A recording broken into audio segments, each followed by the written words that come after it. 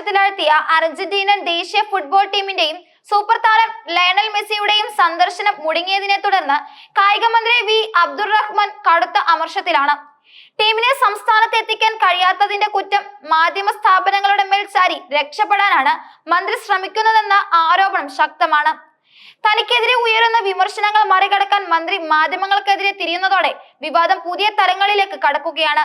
Argentina football അസോസിയേഷന് നിരന്തരം വ്യാജ പരാതികൾ അയച്ചത് മലയാളത്തിലെ ഒരു പ്രമുഖ മാധ്യമ സ്ഥാപനത്തിന്റെ പ്രതിനിധിയാണെന്നും അതാണ് ടീമിന്റെ സന്ദർശനം മുടങ്ങാൻ കാരണമായതുമെന്നാണ് മന്ത്രി വി അബ്ദുറഹ്മാന്റെ പ്രധാന ആരോപണം. എന്നാൽ ഏതാണ് ആ മാധ്യമ സ്ഥാപനം, ആരാണ് ആ പ്രതിനിധി എന്ന് വ്യക്തമാക്കാൻ അദ്ദേഹം തയ്യാറാവുന്നില്ല.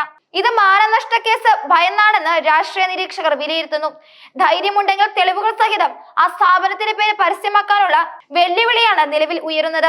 മന്ത്രിയുടെ ഈ പ്രസ്താവനയെ മാധ്യമ ഗുണ്ടായിസം എന്ന് വിശേഷിപ്പിച്ചുകൊണ്ട് ശക്തമായ ഭാഷയിലാണ് അദ്ദേഹം പ്രതികരിച്ചത്.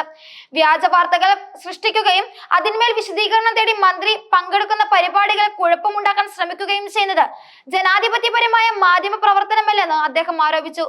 കൂടാതെ കർണാടകയിലെ ഭൂമി കുംഭകോണം സംബന്ധിച്ച് പുറത്തുവന്ന വാർത്തകളിൽ നിന്ന് ജനശ്രദ്ധ തിരിച്ചുവിടാനുള്ള നീക്കമാണ് ഇതിന് പിന്നിലെന്നും ജനങ്ങൾ ഇത് തിരിച്ചറിയണമെന്നും മന്ത്രി ആവശ്യപ്പെട്ടു. എന്നാൽ മന്ത്രിയുടെ ഈ ആരോപണങ്ങൾക്കപ്പുറം മെസ്സിയെ കേരളത്തിലെത്തിക്കാൻ കളങ്കിതനായ ഒരു സ്പോൺസറെ കൂട്ടുപിടിച്ചതാണ് പ്രശ്നങ്ങൾക്ക് വഴിവെച്ചതെന്ന വസ്തുത മറനീക്കി പുറത്തു വരുന്നു. മുട്ടൽ മരമുറിയും മാംഗോ ഫോൺ തട്ടിപ്പുമായി ബന്ധപ്പെട്ട് വിവാദത്തിലായ ഒരു വ്യക്തിയുടെ സ്ഥാപനത്തെ എന്തിനാണ് ഇത്തരമൊരു അന്താരാഷ്ട്ര കായിക പരിപാടിയുടെ സ്പോൺസറായി നിശ്ചയിച്ചത് എന്ന ചോദ്യത്തിന് മന്ത്രി കൃത്യമായി മറുപടി നൽകിയിട്ടില്ല. ഈ സ്പോൺസറെ കണ്ടെത്താൻ സർക്കാർ സ്വീകരിച്ച മാനദണ്ഡങ്ങൾ എന്തായിരുന്നു എന്നതിലും ദുരൂഹത നിലനിൽക്കുന്നു. കേരളത്തിൽ ഷെഡി മാഫിയ എന്നറിയപ്പെടുന്ന ഒരു സംഘത്തിന്റെ സ്വാധീന വലയത്തിൽ മന്ത്രിയും മറ്റു ചിലരും വിശ്വസിച്ചതാണ് മെസ്സിയുടെ വരവിനെ തടസ്സപ്പെടുത്തിയതെന്നാണ് വസ്തുതാപരമായിട്ടുള്ള വിലയിരുത്തൽ. അർജന്റീനിയൻ ഫുട്ബോളിനെ സ്വാധീനിക്കാൻ കഴിവുള്ള നിരവധി പ്രമുഖ മലയാളികൾ ലോകത്തിന്റെ വിവിധ ഭാഗങ്ങളിലുണ്ട്.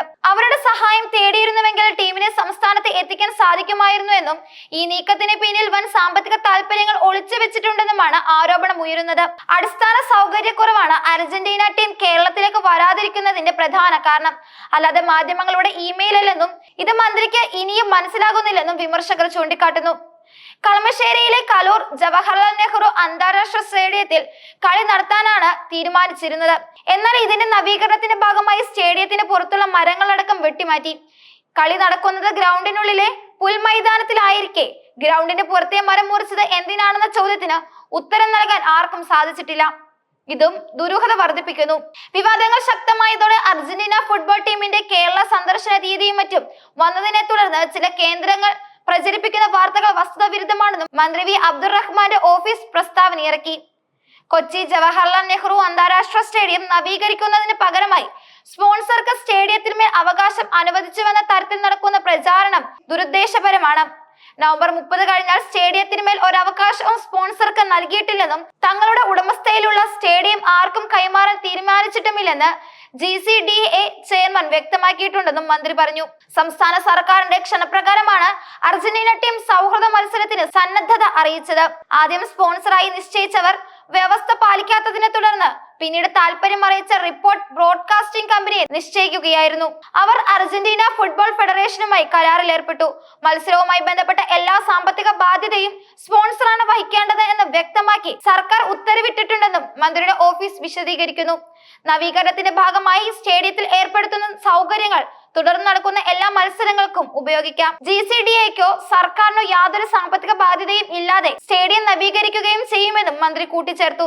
ഇത്തരം പ്രവർത്തനങ്ങൾ കേരളത്തിനാകെ അപമാനകരമാണെന്നും കായിക പ്രേമികൾക്ക് അർജന്റീനയുടെ മത്സരം കാണാനുള്ള അവസരം ഒരുക്കാൻ സർക്കാർ ഇപ്പോഴും പരിശ്രമിക്കുന്നുണ്ടെന്നും ഫിഫ അനുമതിയുമായി ബന്ധപ്പെട്ട സാങ്കേതിക പ്രശ്നങ്ങൾ പരിഹരിക്കാനും നടപടി സ്വീകരിക്കുന്നുണ്ടെന്നും മന്ത്രി ഉറപ്പു നൽകുന്നു.